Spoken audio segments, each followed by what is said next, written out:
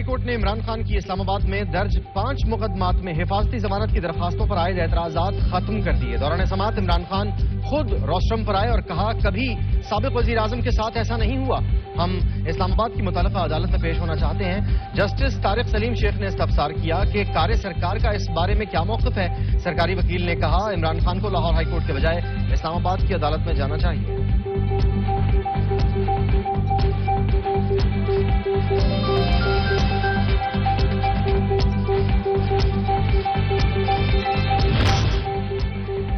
وزیر دفاع خواجہ آصف کہتے ہیں عمران خان نے غیر آئینی طور پر اسمبلی توڑی، تحریک عدم اعتماد کے بعد غیر قانونی اقدامات اٹھائے۔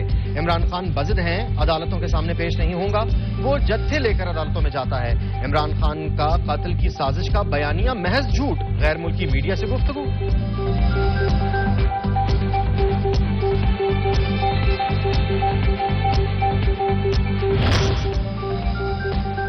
بیرون ممالک سے کوئی مداخلت اور بیانات پاکستان کے جمہوری عمل کو متاثر نہیں کر سکتے۔ سمجھ نہیں آتا کہ کیوں حکومت پاکستان ایک فرد کے انفرادی بیانات کا جواب دے۔